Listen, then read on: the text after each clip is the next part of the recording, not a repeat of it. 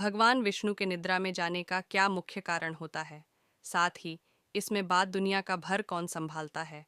देवशयनी एकादशी का व्रत करने से मनोकामना पूर्ण होती है। भगवान विष्णु के शयन पर जाने से पूर्व ले लेना चाहिए आशीर्वाद। देवउठनी एकादशी तक बंद रहेंगे सभी तरह के शुभ कार्य। देवशयनी एकादशी को हरिशयनी एकादशी, पद्मा एकादशी, पद्मनाभा एकादशी नाम से भी जाना जाता है। इस दिन से भगवान विष्णु पाताल में राजा बलि के यहाँ शयन के लिए जाते हैं 4 मास तक। पिछला हाँ शयन करने के बाद वह देवउठनी एकादशी यानी कार्तिक शुक्ल की एकादशी को लौटते हैं। भगवान के शयन काल में जाने के कारण किसी तरह के शुभ कार्य नहीं किए जाते हैं। गृहस्थ लोगों के लिए चातुर्मास नियम लग जाता है।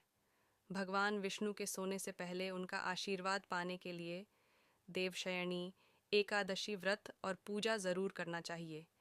इन 4 महीनों में धार्मिक कार्य अधिक से अधिक करना चाहिए ताकि जीवन में सकंट से बचा जा सके।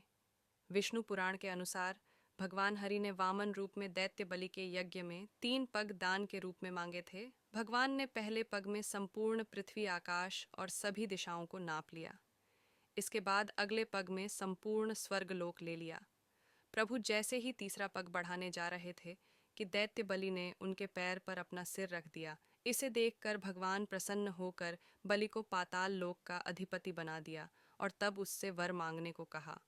बलि ने कहा कि भगवान आपको मेरे महल में हमेशा पिछला हना होगा। बलि के बंधन में बंधता देख देवी लक्ष्मी अगला ने बलि को भाई बना लिया और बलि को वचन से मुक्त करने का अनुरोध किया। इसके बाद से ब्रह्मा, विष्णु और महेश बारी बारी से पाताल लोक में निवास करते हैं। तीनों देवता 4 4 महार निवास करते हैं। भगवान विष्णु देवशयनी एकादशी से देवउठानी एकादशी तक, शिव जी महाशिवरात्रि तक और ब्रह्मा जी शिवरात्रि से देवशयनी एकादशी तक निवास करते हैं। तो चलिए बात करते एकादशी की पूजा विधि और कैसे आपको पूजा पढ़ का भरपूर फल मिल सकता है। देवशयनी एकादशी के दिन स्नान कर भगवान को आसन दें और षोडशोपचार पूजन करें। भगवान की पूजा में पीले वस्त्र और फूल के साथ पीले फल व मिष्ठान अर्पित करें। भगवान विष्णु की आरती करें और इसके बाद उनकी कथा सुनें। इसके बाद भगवान विष्णु के लिए शयन आसन लगा दें। इस आसन पर विष्णु जी को शयन कराएं और 4 माह तक उन्हें वहीं सोने दें।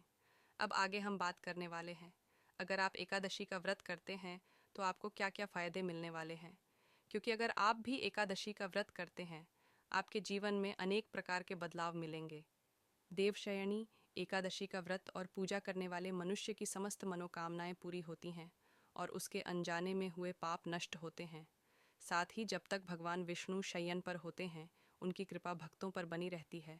इससे शयन काल के दौरान कोई अमंगल कार्य नहीं होता। करेंगे कि आखिर एकादशी पर तुलसी के ऐसे कौन से उपाय हैं जो हमारा घर पैसों से भर सकते हैं। साथ ही हमारी जितनी भी परेशानियां होती है वो भी अपने आप ही खत्म हो जाती है। मान्यतानुसार साल भर में 24 एकादशी पड़ती हैं, जिनमें निर्जला एकादशी, जया एकादशी, मोक्षदा एकादशी, पापमोचनी एकादशी, आमल की एकादशी, मोहिनी एकादशी और अपरा एकादशी आदि शामिल हैं। इन्हीं में से एक है देवशयनी एकादशी। यह वह एकादशी है जिसमें भगवान विष्णु शयन कक्ष में चले जाते हैं और 4 महीनों तक निद्रा में रहते हैं। इसी के साथ चातुर्मास की शुरुआत भी हो जाती है। चातुर्मास के दिनों में सभी तरह के मांगलिक कार्यों को करने से मनाही होती है। ये वह समय है जब शादी ब्याह जैसे कार्यक्रम करने से परहेज की सलाह दी जाती है। तो चलिए सबसे पहले बात करते हैं, कब है देवशयनी एकादशी, साथ ही क्या शुभ मुहूर्त रहेगा और बहुत से ऐसे उपाय भी हैं जो अगर आप इन उपायों को कर लेते हैं तो आपका जीवन धन्य हो जाता है। क्योंकि माता लक्ष्मी तो भगवान विष्णु की कृपा आपके ऊपर होने लगती है। तो चलिए बात करते हैं वीडियो में। पंचांग के अनुसार आषाढ़ माह के शुक्ल पक्ष की एकादशी को देवशयनी एकादशी के नाम से जाना जाता है। देवशयनी एकादशी को हरिशयनी एकादशी भी कहते हैं। इस साल देवशयनी एकादशी 17 जुलाई के दिन पड़ रही है। वहीं इस साल चातुर्मास 4 के बजाय 5 महीनों के बताए जा रहे हैं। इस एकादशी का व्रत 17 जुलाई के दिन ही रखा जाएगा। कब है देवशयनी एकादशी? देवशयनी एकादशी पर तुलसी उपाय करना बेहद शुभ और लाभकारी माना जाता है। तुलसी के पौधे की विशेष धार्मिक मान्यता होती है और तुलसी को तुलसी माता कहकर संबोधित किया जाता है। धार्मिक मान्यताओं के आधार पर तुलसी भगवान विष्णु की प्रिय होती हैं और एकादशी पर तुलसी पूजा करने पर स्वयं भगवान विष्णु प्रसन्न होते हैं। माना जाता है कि एकादशी की पूजा में तुलसी के समक्ष घी या दीपक जलाना शुभ होता है। इस दिन 11 बार तुलसी की परिक्रमा करने पर जीवन में खुशहाली के योग बनते हैं। पूजा के भोग में तुलसी का इस्तेमाल किया जा सकता है। भगवान विष्णु का अभिषेक करें। भगवान विष्णु को शयन कराने के पूर्व खीर, पीले फल और पीले रंगी मिठाई का भोग लगाएं। यदि धन लाभ की इच्छा है तो श्री हरि विष्णु के साथ ही माता लक्ष्मी की पूजा करें।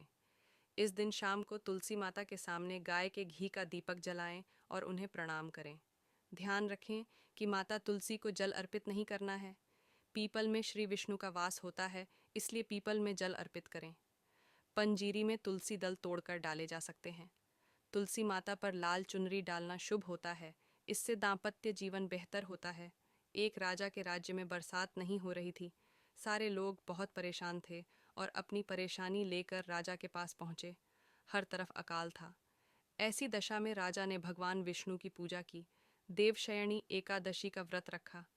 इसके फलस्वरूप भगवान विष्णु और राजा इंद्र ने बरसात की और राजा के साथ साथ सभी लोगों के कष्ट दूर हो गए। एकादशी पर ऐसे कौन से उपाय होते हैं जो शाम में समय किए जाते हैं? जो महिला पुरुष इन उपायों को करते हैं उसके परिवार पर कभी भी पैसों की तंगी नहीं आती है। तो चलिए बात करते हैं शाम के समय किए जाने वाले कुछ खास उपायों के बारे में। देवशयनी एकादशी पर भगवान विष्णु 4 महीने सोने के लिए क्षीर सागर में चले जाते हैं। इस दिन श्रीहरि की पूजा विधि विधान से करके उनका शयन करवाया जाता है। आइए जानते हैं क्या है ये उपाय। देवशयनी एकादशी पर तुलसी की जड़ का उपाय करना बहुत शुभ माना जाता है। देवशयनी एकादशी पर स्नान करने के बाद तुलसी की जड़ में जल चढ़ाएं, तुलसी की जड़ में कच्चा दूध चढ़ाएं और शाम के वक्त घी का दीपक जलाएं। शाम के वक्त तुलसी माता की आरती करें। इस उपाय को करने से धन की देवी मां लक्ष्मी प्रसन्न होती है। देवशयनी एकादशी पर शाम को मां लक्ष्मी और भगवान विष्णु की पूजा करने के बाद लाल कपड़े में तुलसी की जड़ लपेटकर उसे कलावे के साथ गले में पहन लें। इस उपाय को करने से आपके धन में वृद्धि होती है और आर्थिक तंगी दूर होती है। देवशयनी एकादशी की रात को 1 रुपये का सिक्का भगवान विष्णु की तस्वीर के पास रख दें। रात भर यह सिक्का वहीं रहने दें। अगले दिन सुबह यह सिक्का उठाकर लाल कपड़े में बांधकर अपने धन के स्थान में रख दें। इस उपाय को करने से मां लक्ष्मी आपसे प्रसन्न होती हैं और आपके घर में धन धान्य की कभी कमी नहीं होती है। अनाज और गौ का दान करें। नौकरी में सफलता पाने के लिए गुड़ और चने का दान करें। इसके अलावा आप किसी जरूरतमंद को वस्त्र दान करें। इस दिन किसी गरीब ब्राह्मण को पीला गमछा दान करना बहुत अच्छा माना जाता है। देवशयनी एकादशी पर शाम के वक्त तुलसी के पत्तों की माला भगवान विष्णु को अर्पित करें। उसके बाद अगले दिन सुबह यह माला मुख्य द्वार पर टांग दें। ऐसा करने से आपके घर से सभी प्रकार के वास्तु दोष दूर होते हैं। इस उपाय को करने से मां लक्ष्मी आपके घर की तरफ आकर्षित होती हैं और माता रंज की कृपा भी आपके ऊपर बरसती है, साथ आशीर्वाद भी मिलता है।